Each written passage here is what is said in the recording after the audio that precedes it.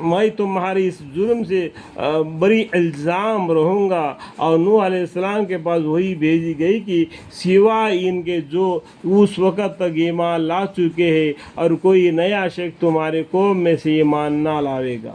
یہ اللہ کی طرف سے نوح علیہ السلام کے پاس وہی آئی.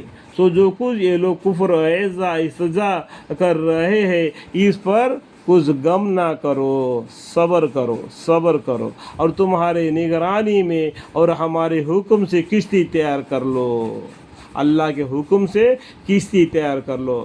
تو قصاص الانبیاء پڑھیں گے تو کتنے لکڑیاں لگے اس میں؟ 1,24,000 پیغمبر آئے، اتنے لکڑیاں اس کشتی میں لگی، اور 4 لکڑیوں کی جگہ باقی تھی. نوح علیہ السلام نے اللہ سے دعا مانگی، یا اللہ 4 لکڑیوں کی ضرورت ہے، اور وہ کن کے نام پہ لگا دوں؟ تو اللہ کے طرف سے ندا آئی کہ محمد مصطفیٰ صلی اللہ علیہ وسلم کے خلیفہ راشدین 4 ہیں. کون؟ ابو بکر صدیق رضی اللہ عنہ، حضرت عمر رضی اللہ عنہ، حضرت عثمان رضی اللہ عنہ، حضرت علی رضی اللہ عنہ کے نام سے وہ لکڑیاں لگا کے پورا کر دو. یہ کہاں پر ملے گا آپ کو؟ قصص الانبیاء میں. ٹھیک ہے، میں آپ کو بتا رہا ہوں، یہاں پر نہیں لکھا ہوا ہے. تو سمجھانے کے لیے قرآن کے اندر بھی کچھ باتیں میں اپنی طرف سے بھی جوڑ رہا ہوں کہ اپنی لینگویج میں یہ لوگ سمجھ سکے. اللہ تعالیٰ اس میں میری غلطیوں کو تو معاف فرمائے، اور تمہارے نگرانی میں اور ہمارے حکم سے، یعنی اللہ کے حکم سے کشتی تیار کر لو، اور مجھ سے کافروں کے بارے میں کچھ گفتگو مت کرنا.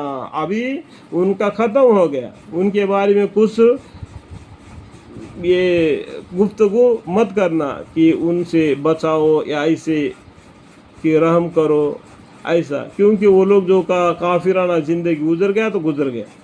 ابھی ان کا کوئی ایمان لانے کا توقع ہی نہیں. اور اس لیے بولتے اللہ تعالیٰ، اور مجھ سے مطلب کیا؟ اللہ تعالیٰ سے کافروں کے بارے میں کچھ گفتگو مت کرنا. سمجھ میں آ گیا؟ تو قرآن کے الفاظ پڑھتے ہو تو آگے پیچھے سے سمجھ میں آتا ہے کہ اس کا مطلب معنی کیا ہے، اور سب غرق کیے جائیں گے. غرق کا مطلب کیا ہے؟ پانی میں ڈبا دیا جائیں گے. اور کشتی تیار کرنے لگے، اور جو کبھی ان کے قوم کے کسی رئیس گروہ کا ان پر گزارا ہوتا تو ان سے ہنس کرتے. دیکھو، گرمی کا موسم میں کشتی تیار کریں گے تو لوگ ہنستے ہیں، کیونکہ ان کو یہ معلوم نہیں ہے کہ یہ اللہ تعالیٰ کی گرمی ہے. تم کو گمراہ کر ہو گئے تم لوگ. اللہ تعالیٰ کی رحمت کے وجہ سے بارش آ جائے گی، اس ٹائم پر تم کو کون بچائے گا؟ سمجھنے کی بات ہے. تو یہ کیا نوح علیہ السلام جو کشتی بنا رہے تھے تو نوح علیہ السلام کو دیکھ کے یہ کافی لوگ ہنس رہے تھے. آپ اور